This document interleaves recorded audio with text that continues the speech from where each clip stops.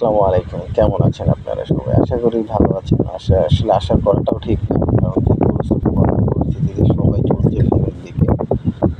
তো দেশে যে অবস্থা, এই অবস্থা অনুযায়ী নতুন সরকার গঠন, তারপরে এই বন্যা আসলে খুবই কষ্টদায়ক ছাড়া আর কিছুই না। এর থেকে সবচেয়ে বেশি আমার কষ্ট থেকে একটু হলেও স্বস্তির একটা আশ্বাস পাই। যখন ছোট, ছোট বাচ্চারা যখন হইছে দেখতেই পাচ্ছেন ছবিতে।